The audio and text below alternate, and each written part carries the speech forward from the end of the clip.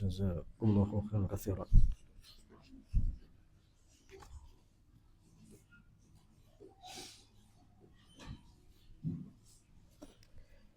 Bismillahirrahmanirrahim. Assalamualaikum warahmatullahi wabarakatuh.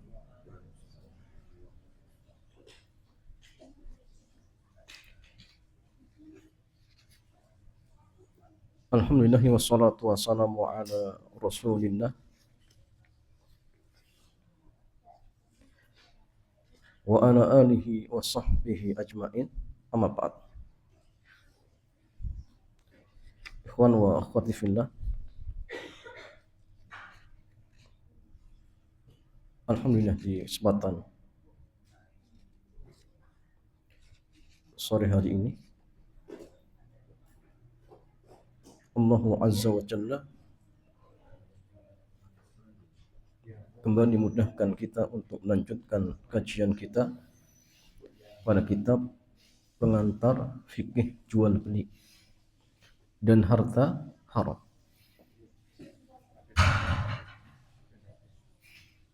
Ya jamaah sekalian, di kesempatan sore hari ini kita masih pada pembahasan seputar syarat jual beli.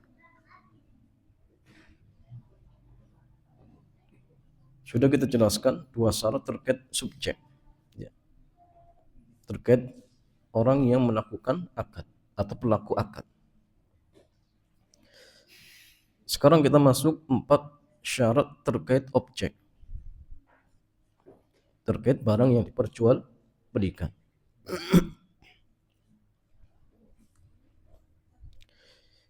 Ya jamaah sekalian, ikhwan wa akhwati fillah.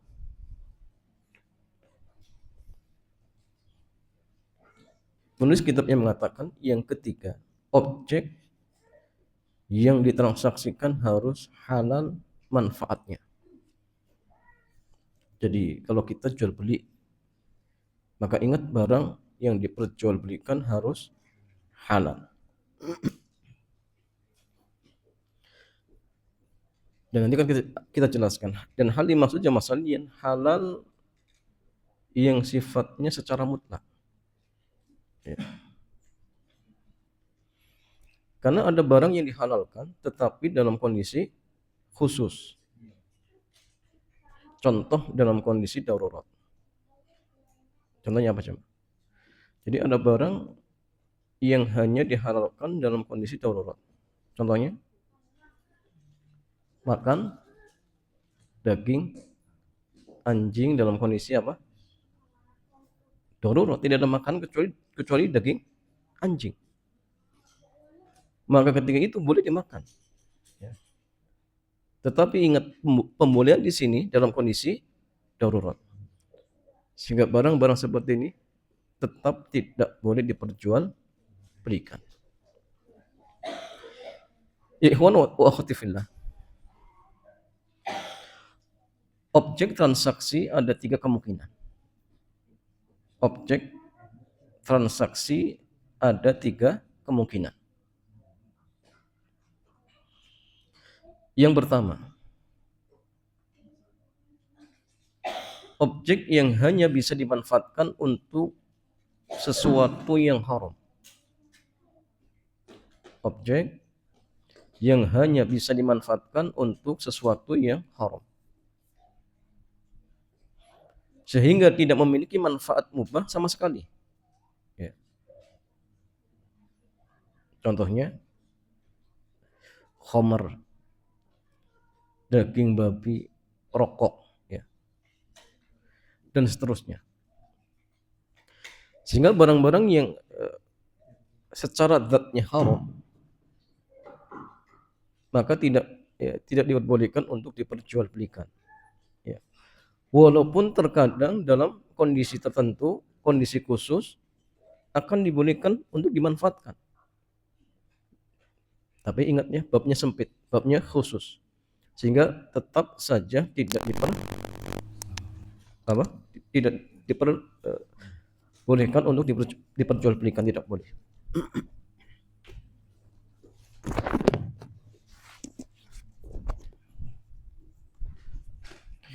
Ya jamaah sekalian, objek semacam ini sama sekali tidak boleh ditransaksikan, nggak boleh. Ya. Alasannya ya haram. Dan barang yang haram maka tidak boleh ditransaksikan. Kalau kemudian diperjualbelikan maka hasilnya haram. Dari Ibnu Abbas radhiyallahu taala anhu, beliau mengatakan Nabi bersabda, "Wa innallaha idza harrama 'ala qaumin aqla syai'in harrama 'alaihim thamana." Dan sesungguhnya Allah apabila mengharamkan atas suatu kaum untuk memakan sesuatu, maka Allah telah mengharamkan hasil penjualannya. Contoh babi diharamkan.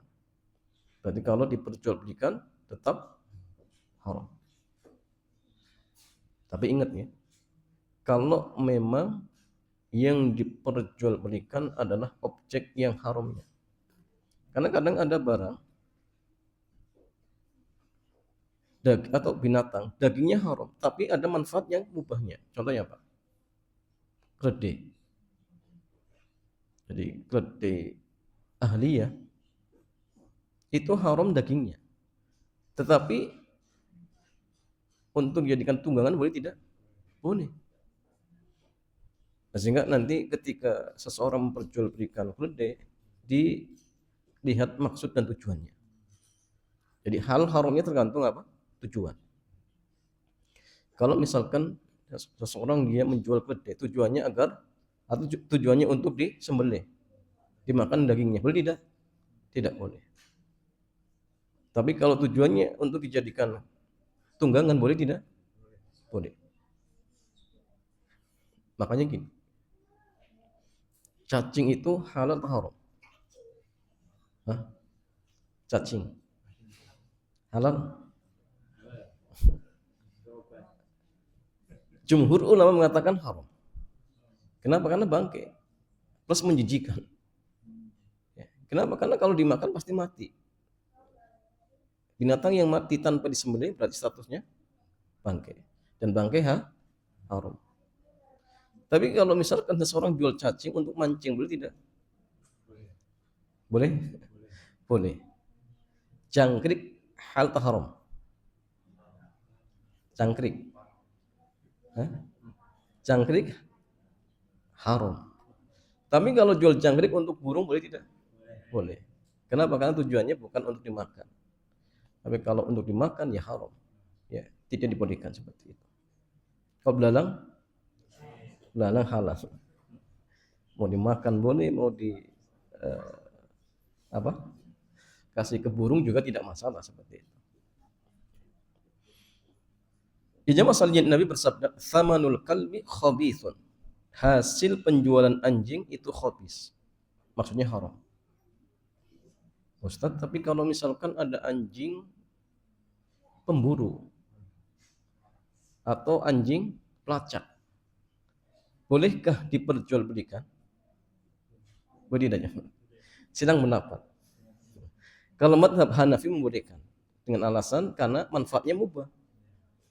Tapi jumhur ya, kebanyakan para ulama uqamakon mereka mengharamkan. Kenapa? Karena ada nas tegas.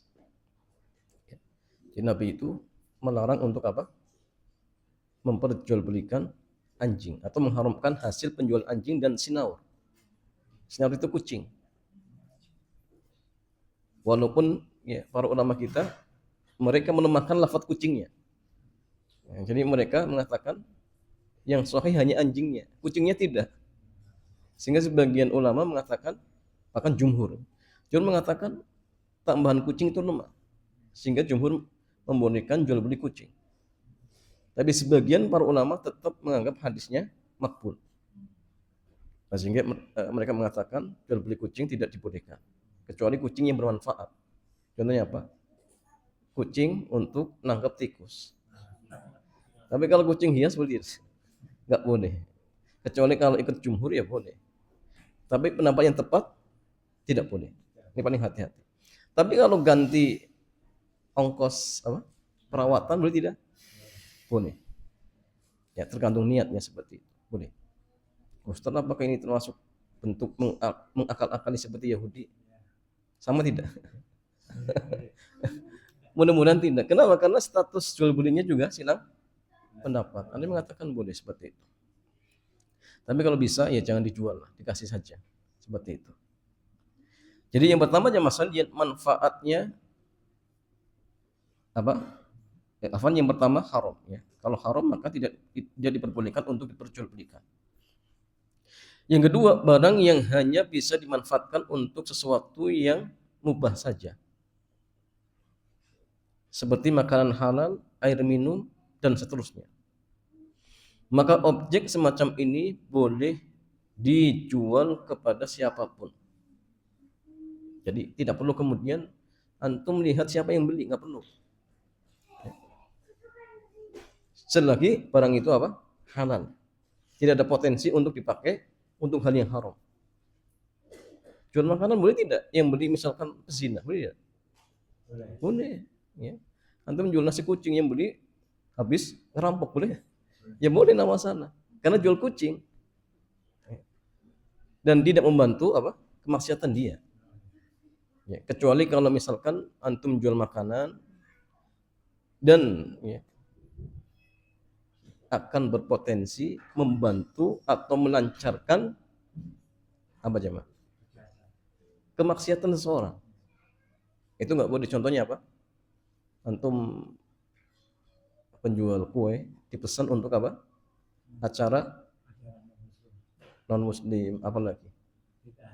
Bid'ah, ulang tahun, apa lagi? Tahlilan, Maulid Nabi. Boleh kemudian tetap diterima orderannya? Nggak boleh. Nggak boleh ya. Kenapa? Karena akan membantu apa? Acara kemaksiatannya. Dan ya diancam nanti. Wala ta'awanu 'alal itsmi wal udwan. Janganlah kalian tolong menolong di dalam perbuatan dosa dan permusuhan. Nggak boleh. Maksud, tapi kalau misal saya tidak tahu, ya tidak masalah. Tapi kalau tahu, ya pas datang ke antum, Pak, bisa tidak hari Sabtu kami punya acara ini misalkan.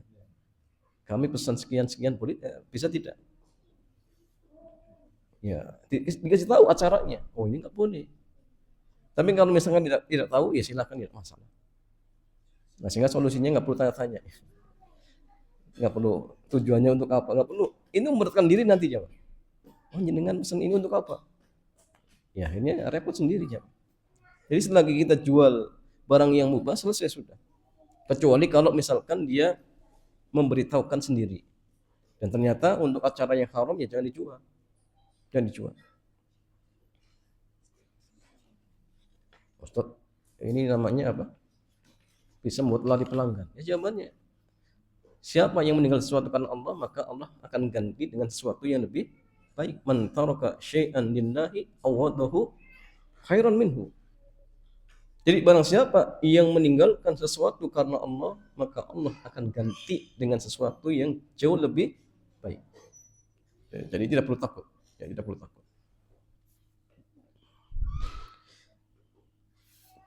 Ini yang kedua. Jadi barang yang memang secara zatnya halal, ya, maka hukum asalnya boleh silakan dijual kepada siapapun selagi tidak diketahui apa manfaat dan penggunaannya. Silakan dijual ke siapapun selagi barang itu ya untuk digunakan pada perkara yang halal. Kemudian yang ketiganya masalah barang yang memiliki dua potensi. Bisa dimanfaatkan untuk kebaikan, bisa juga dimanfaatkan untuk ya keburukan.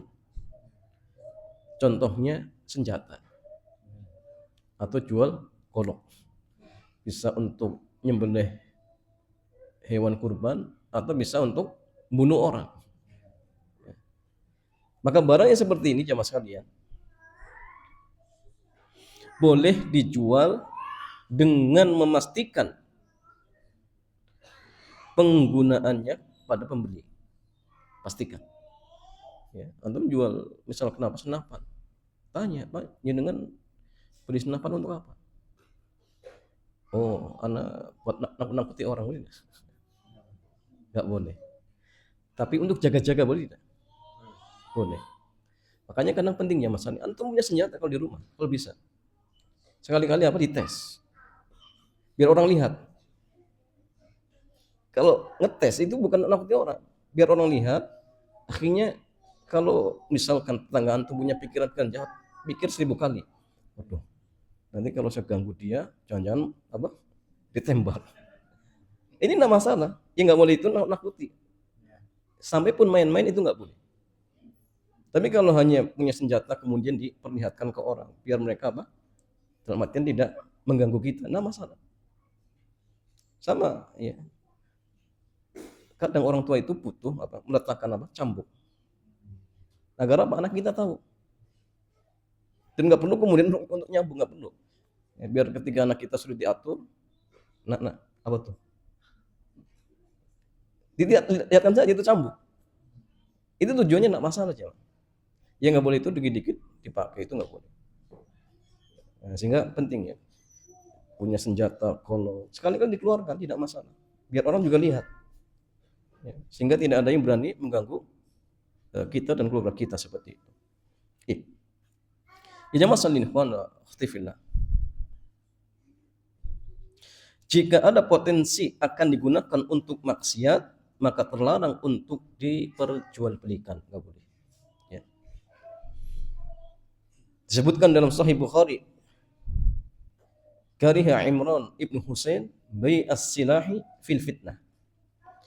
Sahabat Imran bin Husain membenci jual beli senjata ketika suasana konflik. Dibenci. Kenapa? Karena jual beli senjata ketika masa konflik berpotensi ya, bisa digunakan untuk membunuh kaum muslimin. Ya. Ada dua kelompok ya, sama-sama muslim. Mereka sedang berselisih. Akhirnya kita jual kepada salah satunya. Ini potensi besar apa? Akan dipakai untuk membunuh orang dan yang dibunuh kaum muslimin, maka ini haram. Ya, tidak diperbolehkan.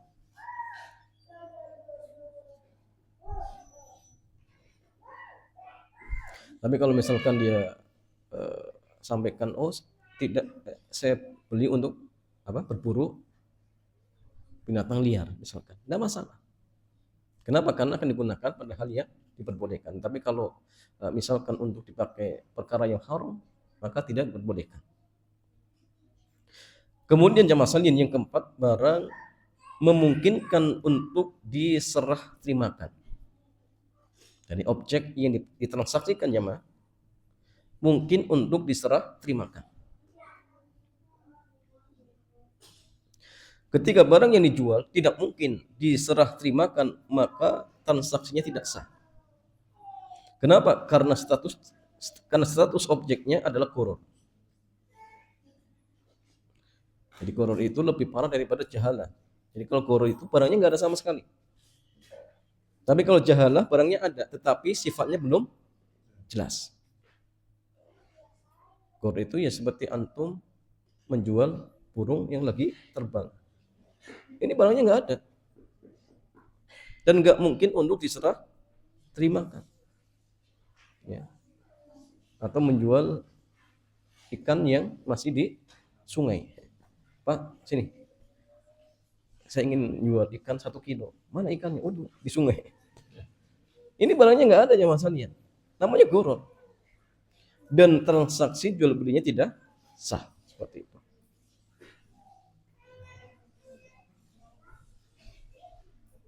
Yang dimaksud tidak mungkin untuk diserah terimakan adalah barang yang masih mengandung peluang. Ya, jadi adalah barang yang masih mengandung hanya peluang saja.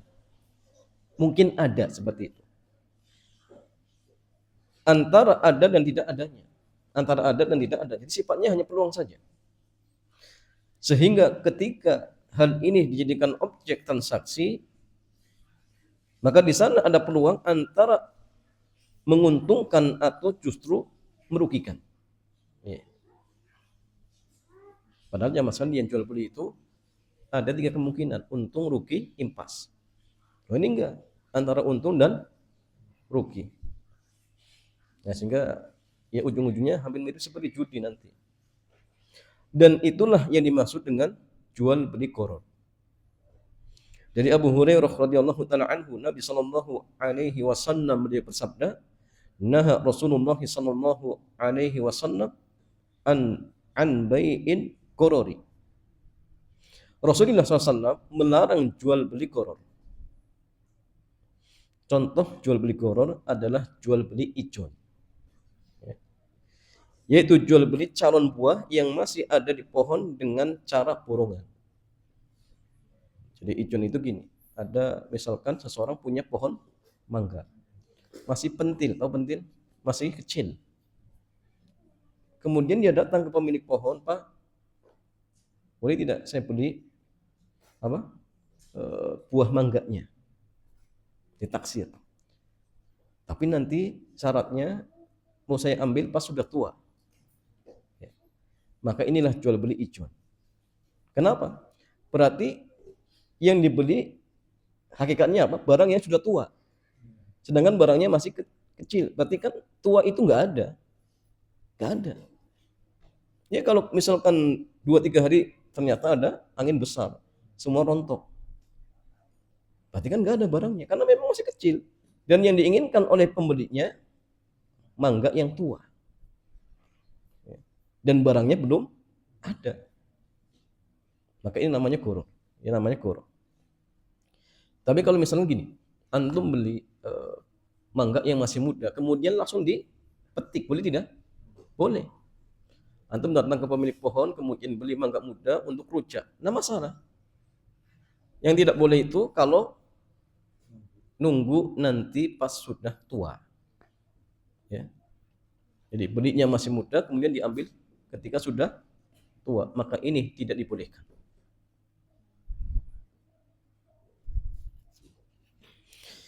Ya jemaah saling dalam hadis dari Anas bin Malik radhiyallahu taala anhu, beliau mengatakan anna Rasulullah sallallahu alaihi wasallam naha an bai'its thimari hatta tuzhiya. Faqila lahu wa ma tuzhi? Qala hatta tahmarra. Faqala ara'aita idza mana'a Allahu thamarah bima yakhudhu ahadukum mala akhihi. Bahwa Rasulullah SAW beliau melarang menjual buah sampai layak untuk dipanen. Kemudian beliau ditanya, apa tanda kelayakan dipanen? Maka beliau menjawab, sampai memerah. Kalau padi berarti sampai menguning, seperti itu. Kemudian beliau bersabda, bagaimana menurut kalian jika Allah mentakdirkan buahnya tidak bisa diambil? Mungkin ya rontok. Ya. Maka dengan alasan apa penjual mengambil harta orang lain? Kalau kemudian apa? Uang tetap diambil, ternyata buahnya rontok semua. Terus dengan alasan apa? Dia tetap mengambil harta saudaranya. Sedangkan tidak ada imbalan. Ya. Maka inilah ya, tidak dibolehkan jemaah. Ya kecuali tadi ya, beli ijon langsung diambil. Tapi kalau kemudian tunggu nanti sudah tua, maka ini dilarang. Ya, termasuk jual beli apa? Ijon. Ustaz, tapi kalau misalnya gini, sebagian besar padi itu sudah menguning. Tapi hanya ada beberapa, dan ini hanya sedikit, tidak rata, ada yang masih hijau. Boleh tidak jemaah? Boleh tidak? Karena kadang apa namanya? Yang suka lepas apa namanya? Juragan ya. Juragan itu kadang ke sawah, dia hanya mentaksir ya. Yang kuning hanya sebagian besar, sebagian masih hijau. Kemudian mereka melakukan transaksi jual beli. Boleh tidak? Hah? Boleh. Kenapa? Al-hukmu lil ghalib. Hukum itu untuk kebanyakan. Untuk kebanyakan. Kenapa? Kebanyakannya sudah kuning. Sehingga yang sedikit itu ngikut. Tapi kalau aglabiyahnya, kebanyakannya masih hijau, belum boleh. Seperti itu. Tapi tunggu sampai sudah menguning. Seperti itu. Ya jemaah sekalian, jual beli ijon dilarang oleh Nabi Shallallahu Alaihi Wasallam karena gharannya besar. Bentuk gharannya adalah tidak ada jaminan hasilnya bisa dipanen. Kemungkinan antara berhasil panen dan gagal itu sangat besar. Ya mungkin saja sebelum tua sudah rontok atau mungkin kena wabah atau penyakit. Nah, sehingga pembeli rugi, ya, karena yang diharapkan adalah mangga tuanya, sedangkan mangga tuanya tidak ada seperti itu. Meskipun bisa jadi penjual dan pembeli melakukannya atas dasar saling ridho. Ustaz, tapi kan saling ridho. Maka ingat, saling ridho itu bukan segala-galanya. Praktek riba. Ya, yang hutang juga ridho, yang ngasih juga ridho. Apakah kemudian ridho ini bisa merubah haram jadi halal? Ya tidak. Bahkan kadang zina itu ridho, saling ridho. Apa kemudian zina jadi boleh? Ya tetap haram. Ya. Sehingga tetap harus ikut dalam artian aturan-aturan yang lain. Sahih, ridho juga penting. Tapi ada syarat-syarat yang lain, dan rukun-rukun yang lain seperti itu. Ya jemaah sekalian. Namun keberadaan ridho tidaklah cukup. Karena yang menjadi masalah bukan pada pemaksaan terhadap pelaku akad, akan tetapi pada objek transaksi yang tidak jelas. Ya. Barangnya nggak ada, kemudian kok ditransaksikan. Ya. Walaupun ridho, tapi tetap ada pihak yang dirugikan. Dan Islam itu menjaga ini, menjaga hak seseorang seperti itu. Dan nanti akan dijelaskan di babnya. Kemudian jamaah sekalian yang kelima, kriteria objek transaksi harus jelas. Tidak boleh melakukan transaksi yang mengandung jahalah, ketidakjelasan terhadap kriteria barang.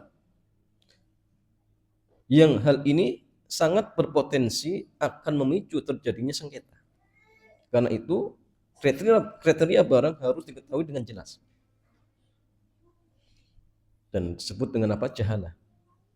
Jadi bedanya tadi ya, kalau gharar itu barangnya memang tidak ada. Tapi kalau jahalah, barangnya ada tetapi sifatnya belum jelas. Makanya gini, kalau menjual barang gharar sama sekali nggak boleh. Tapi kalau menjual barang jahalah bisa boleh. Kapan? Ketika disebutkan sifatnya. Kemudian pembeli sudah jelas, maka boleh silakan ditransaksikan. Tapi kalau masih jahalah, ya belum boleh. Sampai benar-benar sebutkan spesifikasinya, sampai pembeli ridho. Oh iya, saya setuju. Misalkan. Maka silakan, tidak masalah. Ya jamaah sekalian, Ibnu Umar mengatakan anna Rasulullah sallallahu alaihi wasallam naha an bai'i habalil habala. Jadi Rasulullah itu melarang jual beli habalul habala. Sebenarnya ini contoh ini lebih tepat untuk gharar jamaah. Karena jual beli hablul habala itu gini. Menjual anak janin yang masih berada di kandungan apa?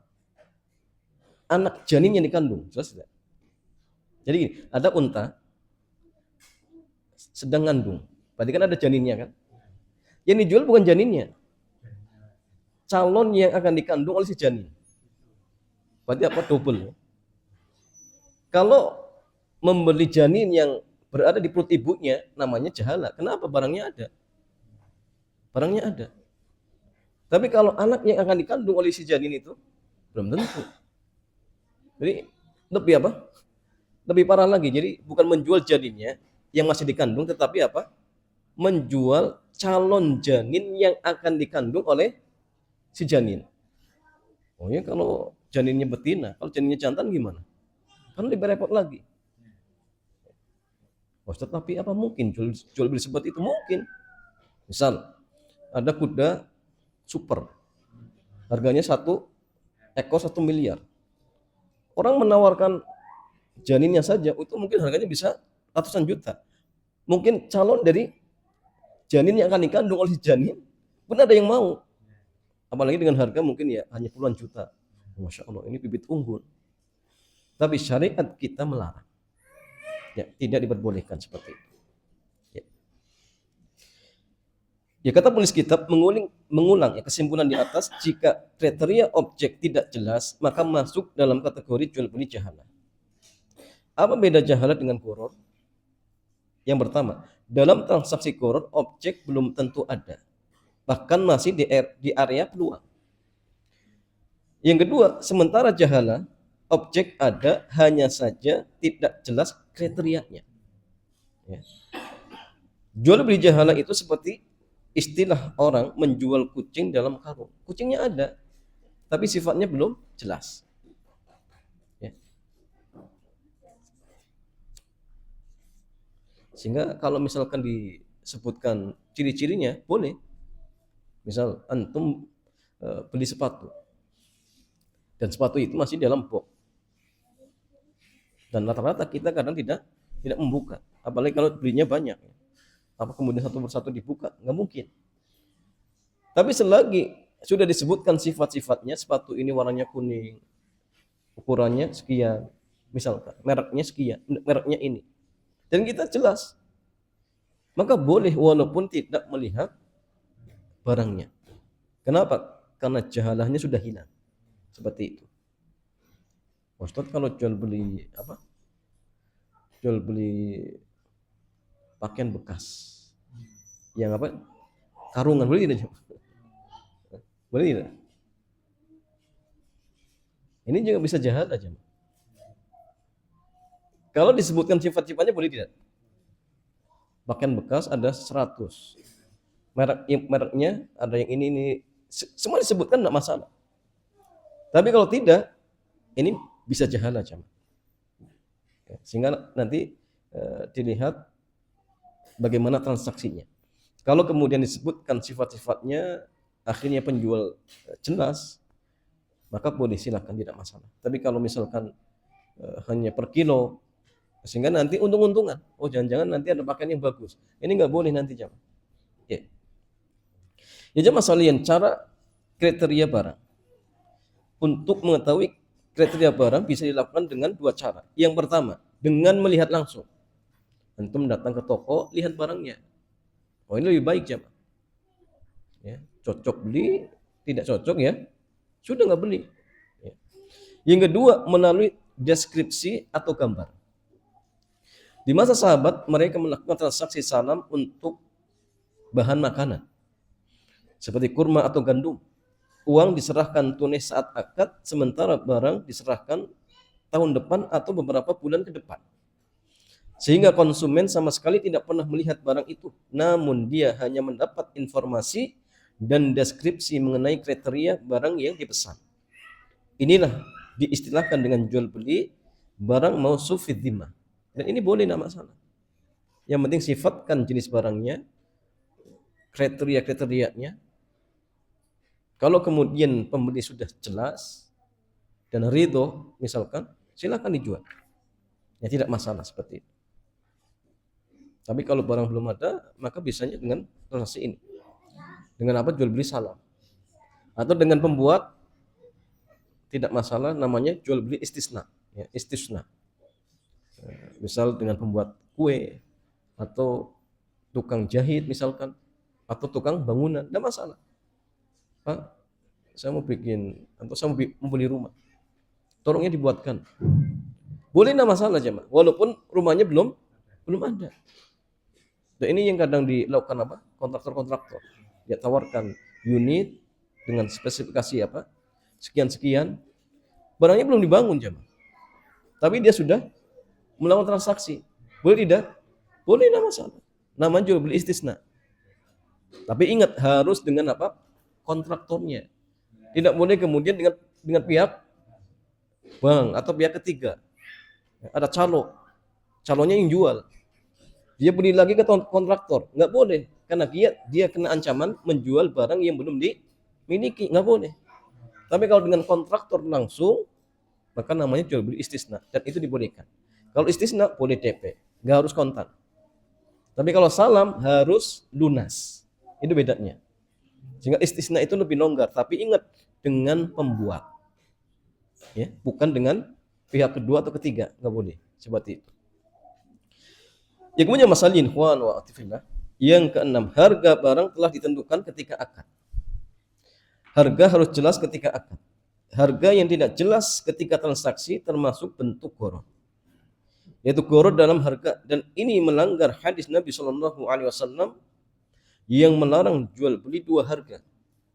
Dari Abu Hurairah beliau mengatakan, nah Rasulullah Shallallahu Alaihi Wasallam an bai'ataini fi bai'atin.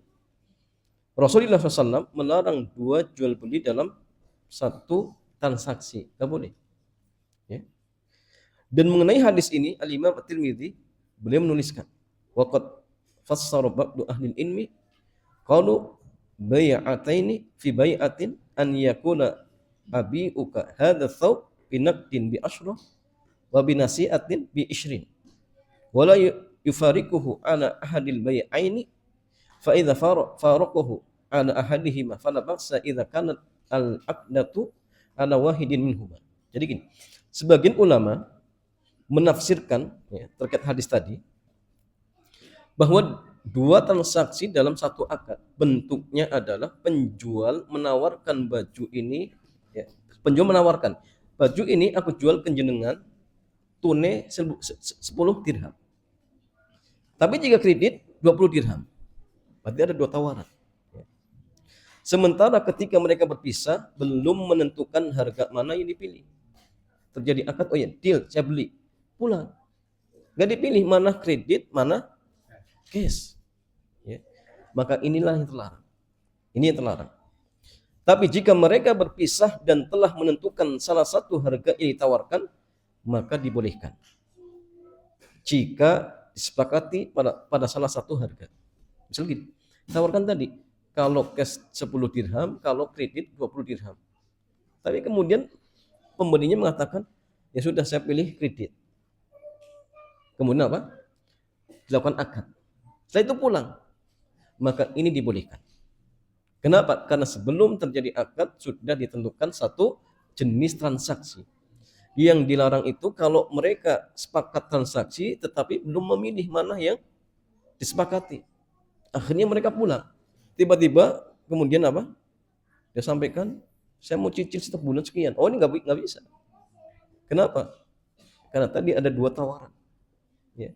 Sampai akad ternyata tidak dipilih mana yang akan diambil. Maka ini ya tidak dibolehkan jamaah sekalian. Dan jamaah sekalian, larangan jual beli dua harga adalah ya karena harganya tidak jelas ya. Karena itulah para ulama menegaskan jual beli dengan harga tidak jelas termasuk transaksi yang terlarang dan statusnya batal. Ya termasuk ini jemaah, jual beli kredit tapi tidak ditentukan cicilannya sebulan berapa. Saya beli barang antum, kredit boleh tidak? Oh boleh. Kata pemilik barang, ya sudah antum kredit saja semampumu. Ini nggak boleh jemaah. Tapi harus tentukan selama setahun sebulan cicilannya sekian. Ya. Walaupun misalkan ketika dia mungkin tidak bisa untuk nyicil, dikasih kelonggaran nggak masalah. Tapi yang penting sudah ada kesepakatan. Setiap bulan sekian sampai setahun. Tapi kalau misalkan tidak ditentukan, oh namanya nanti gharar, tidak jelas. Dan itu tidak sah seperti itu. Ya. Ya jamaah sekalian, Ad-Dasuki dalam Hasyiahnya fikih ya Maliki mengatakan, la budda min kauni thamani wal muthman ma'lumaini lil ba'i wal mushtari wa illa fasadal bai'. Harga dan barang harus jelas ya. Diketahui oleh penjual dan pembeli. Jika tidak jelas maka transaksinya batal. Al-Imam Ibnu Abidin ulama Hanafiyah mengatakan, wa syurita li sihhatihi ma'rifatu qadri mabi'in wa thamani. Syarat sahnya jual beli itu diketahuinya ukuran barang dan harga barang. Syekh Muhammad bin Shalih Al-Utsaimin beliau mengatakan, jahalatus tsaman tuaddi ila butlanil bai'.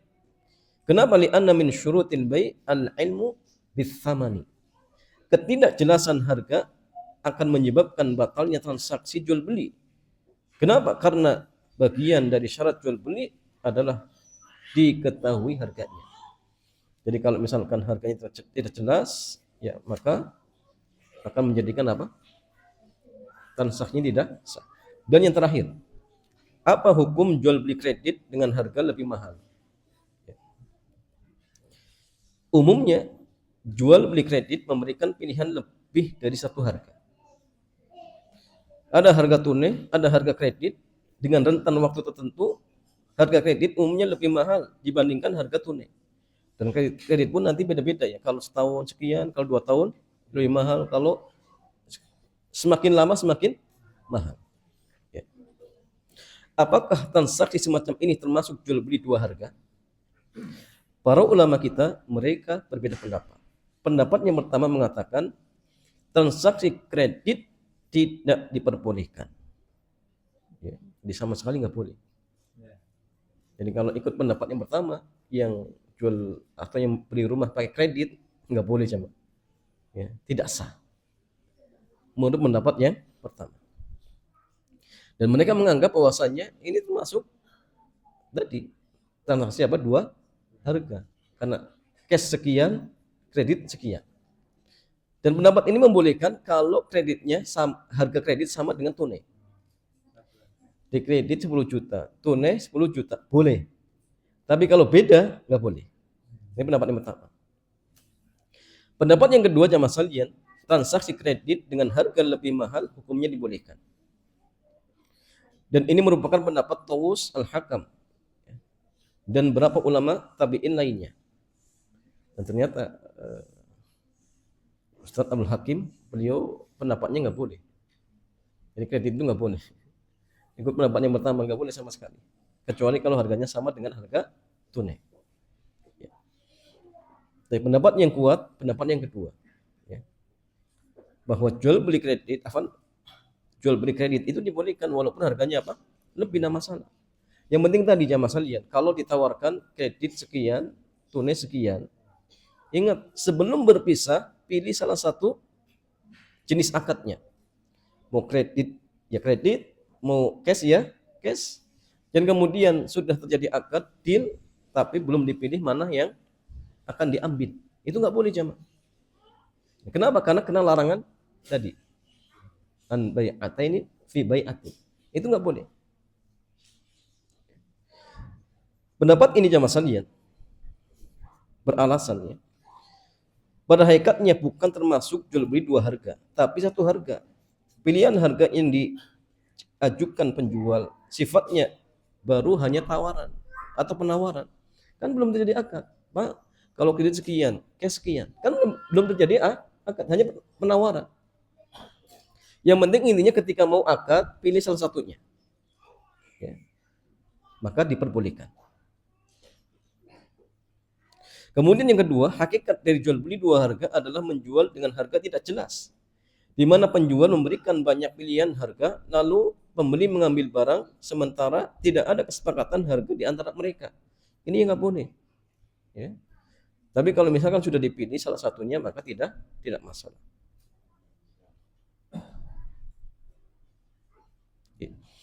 Yang ketiga, ada juga ulama yang memberikan keterangan bahwa maknanya adalah jual beli barang dengan syarat harus membeli barang yang lain.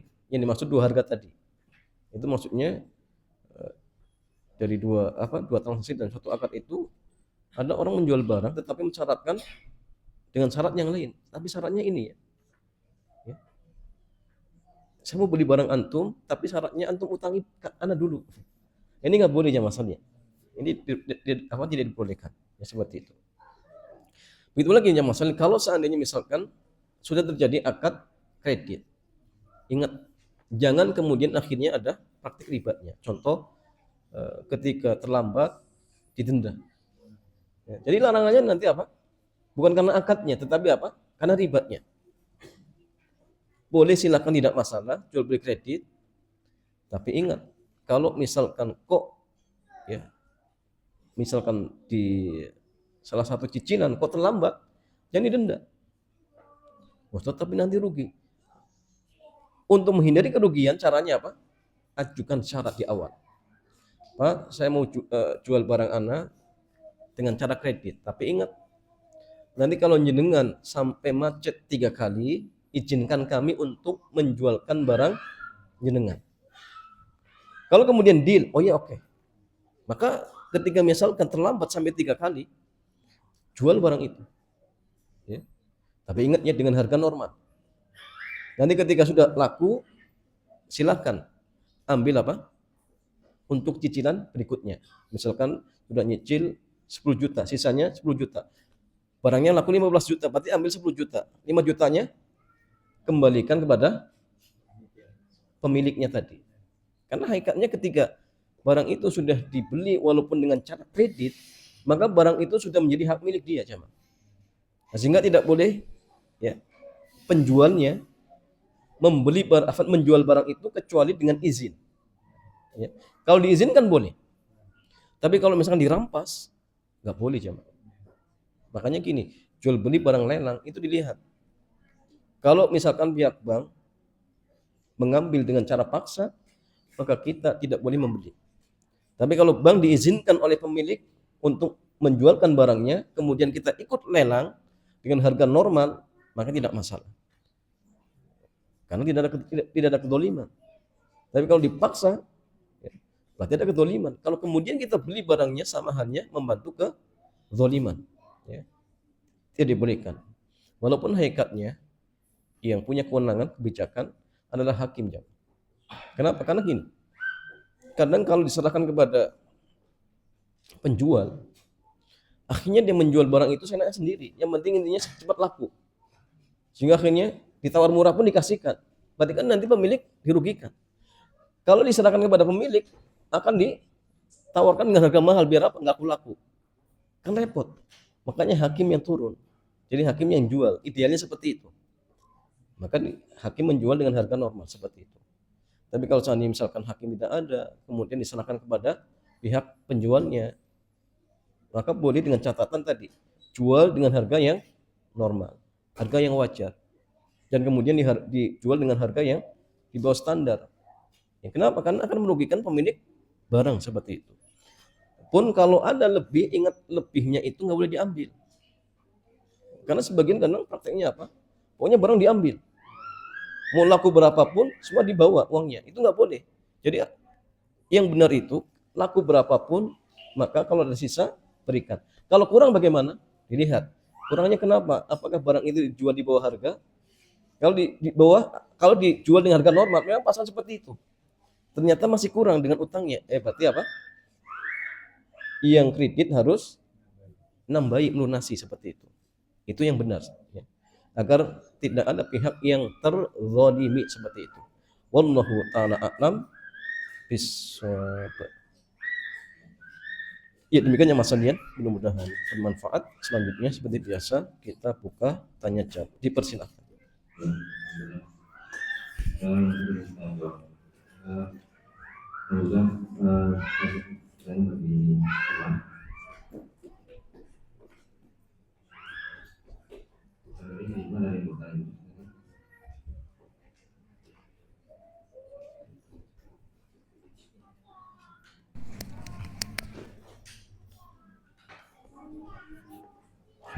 Transaksi belum.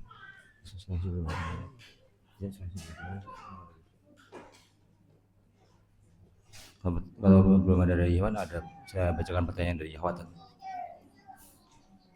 Ustaz mau jadi bertanya, apakah boleh kita menjual gamis seragam arisan PKK sementara mayoritas arisan PKK itu ada unsur ribanya? Apakah termasuk dalam kategori saling tolong menolong dalam hal keburukan? Bolehkah menjual pakaian gamis untuk PKK? Pertanyaan gini, itu pakaian seragam atau pakaian apa sih? Seragam PKK. Pakaian seragam. Dan apakah kegiatan PKK sebagian besarnya haram? Arisannya, ada arisan di dalamnya. Enggak, maksudnya pakaian ini apakah kemudian hanya dipakai ketika arisan? Hah? Ini boleh dilihat. Kalau misalkan gini, menjual seragam untuk pegawai bank konvensional, boleh tidak? Enggak boleh. Kenapa? Karena membantu kedzaliman, membantu apa? Kemaksiatan. Tapi PKK itu yang kegiatannya banyak. Ada yang positif, ada yang negatif tadi. Ada misalkan tadi arisan apa? Iya arisan riba misalkan. Tapi kan ada positifnya. Makanya tadi saya tanya, apakah pakaian seragam ini hanya dipakai ketika arisan yang haram? Kalau akan dipakai hanya untuk arisan yang haramnya, nggak boleh. Tapi kalau dipakai secara umum, maka dilihat kegiatan PKK itu aglabiahnya halal atau haram. Ya, kalau kebanyakan kegiatan PKK halal, berarti boleh. Kenapa? Al hukmu lil ghalib. Hukum itu untuk kebanyakan. Ya, karena tadi arisan mungkin sebulan sekali. Ya, sedangkan seragam itu dipakai untuk semua kegiatan. Sehingga dilihat kegiatan yang mendominasi apakah yang halal atau yang haram.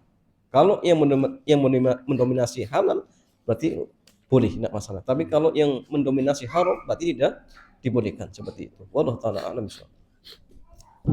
Dari Iwan ada yang bertanya?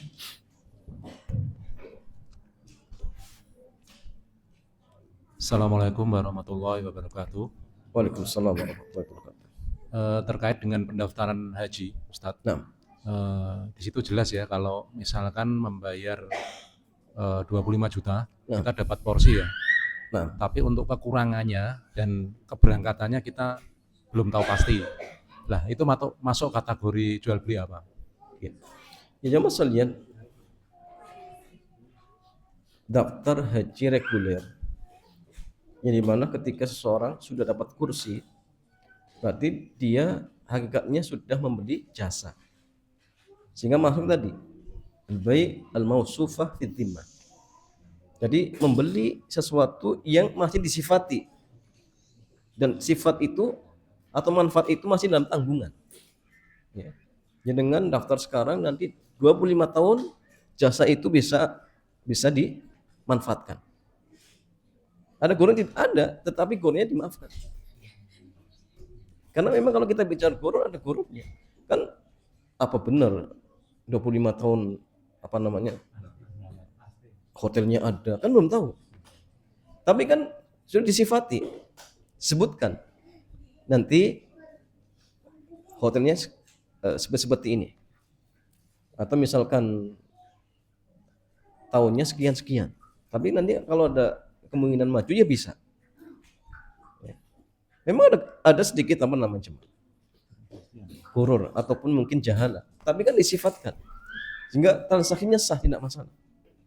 Sehingga kewajiban dia atau hak dia adalah menerima jasa di waktu yang telah dijanjikan. Seperti itu. Sehingga ketika dia sudah dapat kursi, itu hakikatnya sudah memberi jasa. Jelas? Jasa hotel, jasa pesawat, jasa apa lagi ya, Mak? Nanti wukuf di mana, tendanya di mana, itu sudah semua.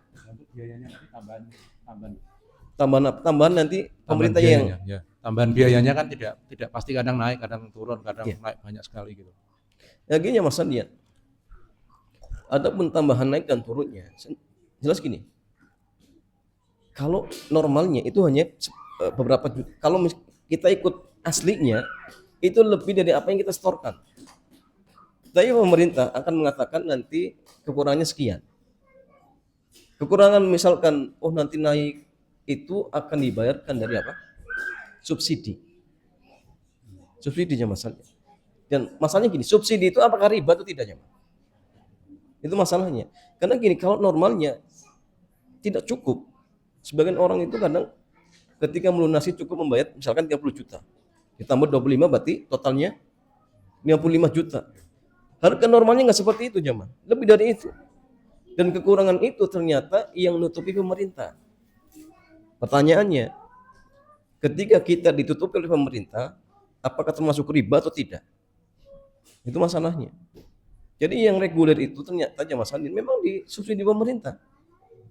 Dan harganya nggak mungkin hanya melunasinya dengan 30 juta misal. Nggak mungkin, nggak cukup. Pertanyaannya, riba tidak, Jamaah? Itu masalahnya. Jawabannya bukan riba. Kenapa? Karena uang yang kita setorkan itu bukan tabungan kita, Jamaah. Tetapi uang kita sudah digunakan untuk memberi jasa. Sehingga uang yang kita berikan kepada pemerintah hakikatnya milik siapa? Milik siapa, Jamaah? Milik pemerintah. Jadi pemerintah mau menggunakan untuk apa namanya? Iya, infrastruktur dan itu boleh, enggak masalah. Jadi jangan kemudian kita ngaku itu dana haji. Enggak. Itu milik pemerintah karena pemerintah menjual jasa. Kalau misal kita masih mengaku itu tabungan kita, kemudian ditambah pemerintah, berarti tabungan berbunga, itu riba, nggak boleh jamaah. Haram. Tetapi bukan. Kenapa? Karena uang kita sudah untuk membeli jasa. Jadi uang kita sudah hak pemerintah.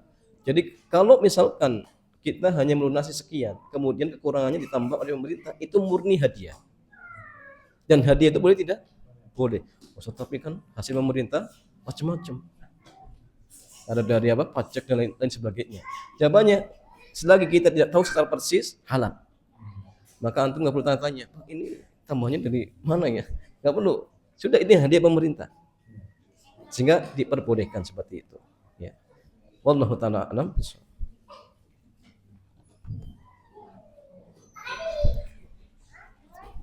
Ada yang bertanya lagi? Dari Iwan? Coba saya bacakan dari yang Ahmad.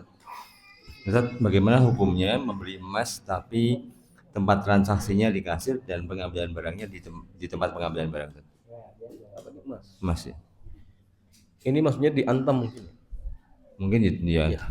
Sebagian asatidzah kita mereka mengatakan atau ada yang mengatakan ketika ruangannya beda itu dianggap sudah beda majlis, sehingga dianggap riba nasi'ah, sehingga tidak dibolehkan. Termasuk Dr. Erwandi, beliau tidak membolehkan. Kenapa ruangannya sudah beda? Tapi walau alamnya masalah pendapat yang tepat dalam masalah ini, selagi gedung itu milik antam, dan mereka masih berada di gedung, ya, hanya beda ruangan, maka wallahu alam ini masih dianggap satu majlis. Kenapa? Karena gedungnya milik antam. Hakikatnya mereka juga pegawai antam, cuma memang tempatnya beda saja. Ya, sehingga wallahu alam ini masih satu majlis, sehingga dibolehkan, tidak masalah. Nah, jadi kalau kemudian ini sudah dianggap beda, padahal bangunan antam. Kalau contoh gini, orang punya satu rumah, di situ ada ruangan-ruangan, ini untuk lima uang, ini untuk menyerahkan barang, baru satu rumah. Itu namanya satu majlis. Kecuali kalau sudah keluar rumahnya, pintunya, nanti sudah beda. Ya, misal contoh di mall itu kan beda-beda jamaah. Satu outlet itu sudah miliknya orang beda, satu outlet beda. Jadi kalau sudah keluar pintu outlet A, B, C, itu sudah keluar majlis. Tapi antam itu semuanya milik antam jamaah. Apa ada yang jualan di situ yang bukan milik antam? Gak ada. Sehingga kalau mengatakan itu sudah dianggap beda majlis, kayaknya kurang tepat. Ya. Tetapi ingat, yang paling hati-hati kalau bisa langsung cash diserahkan di satu tempat, itu lebih afdal. Jangan kemudian ya tadi ruangannya beda. Tapi kalaupun beda, wallahu alam tetap masih dianggap satu majlis. Ya wallahu ta'ala alam. Kita sedikit menyambungnya tentang pembelian emas tempat antam. Kalau pembelian dapat dinaran, pernah dengar tak? Dinaran yang diperbolehkan oleh Ahmad Dibawi. Jadi pernah dengar tak? Jadi ada proses namanya dinaran namanya. Jadi dinaran namanya. Dinaran. Iya. Tahu? Apa dinaran itu? Jadi begini, dia menawarkan. Jadi begini, nanti kita membeli emas, kita membeli uang dinar itu secara online, tak? Kemudian waktu itu emas secara online. Iya, waktu itu prosesnya mungkin kurang lebihnya begini. Jadi kita membeli nanti dinaran itu memiliki apa namanya? Semacam kantor atau perwakilan di mana-mana yang memungkinkan uang yang kita setorkan berupa uang tunai itu bisa ditarik emasnya dalam bentuk dinar, dalam bentuk mata uang dinar. Dinar. Ya. Oh, dinar. Nah, itu kan itu emas ya, Tat. Dinar itu kan emas ya.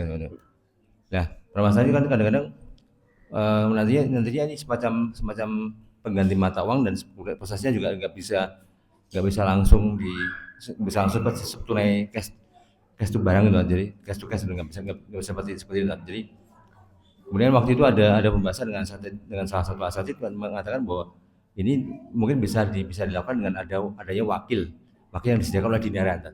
Apakah itu memungkinkan? Wakil untuk menerima dinar. menerima transaksi itu. Jadi kan transaksi idealnya kan transaksi emas harus langsung, Tat. Ada cash, ada emasnya. Tapi kan ini orang membelinya kan tidak, mungkin lewat telepon atau lewat transfer gitu. Tapi kan kemudian ada beliau saat itu menyampaikan bahwa salah satu solusinya adalah dengan dinaran itu menjadikan wakil untuk pembeli, calon pembelinya. Tat. Siapa yang dengan wakil siapa? Yang menyediakan wakil dari perusahaan dinarannya, Tat. Dari apa kan? Ya, gini ya Mas, banyak solusi sebenarnya. Gini. Boleh wakil, tapi ingat wakilnya bukan dari apa? Penjual dinarnya. Jangan. Kenapa? Karena nanti ada al-ittihad ya, antara yang melakukan akad dengan yang terima. Nah, itu nggak boleh. Ya. Boleh silakan orang lain menjadikan wakil. Misalnya dia punya teman, tempatnya di Jakarta. Dia hubungi temannya, bisa nggak belikan dinar? Dia transfer ke temannya, kemudian temannya yang beli. Kemudian dinar itu diambil, nanti yang ngirim juga dia. Itu boleh, nama masalah. Jangan kemudian penjual dinar yang sekaligus jadi wakil. Nanti ada tadi al-ittihad. Jadi ada apa namanya? Sininya antara yang jual kemudian dengan yang beli satu orang. Nah, itu nggak boleh. Nah, itu nggak dibolehkan ya masalah. Atau caranya gini. Uang itu ditransfer. Akadnya apa? Nitip atau ngutangi.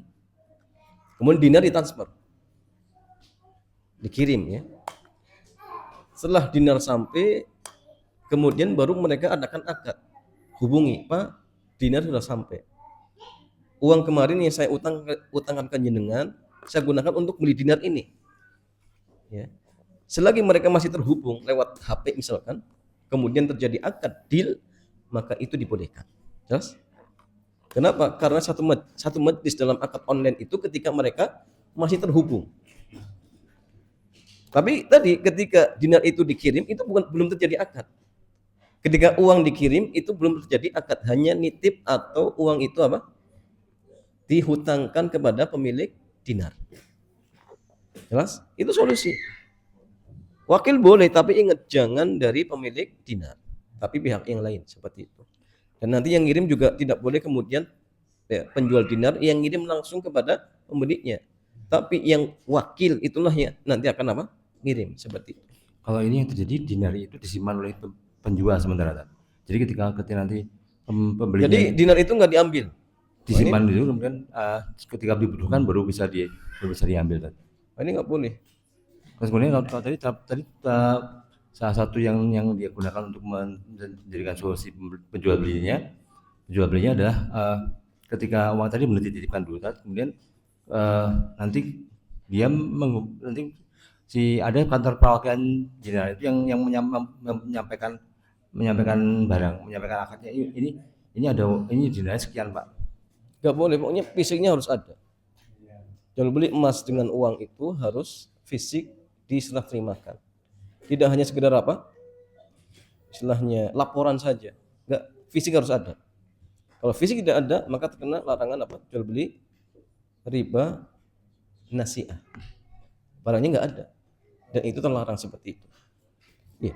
Berarti hakikatnya jual beli emas secara seperti itu memang tidak memungkinkan, ya? Bisa tadi caranya. Kalau misalkan tapi berarti barangnya harus diterima. Barangnya harus ada. Harus diterima pembeli. Iya, saya. Seperti itu. Ya, wallahu taala alam bisawab. Demikian jamaah, mudah-mudahan kajian di kesempatan sore hari ini bermanfaat. Kita cukupkan. Subhanakallahumma bihamdik, asyhadu an la ilaha illa anta astaghfiruka wa atubu ilaik. Assalamualaikum warahmatullahi wabarakatuh.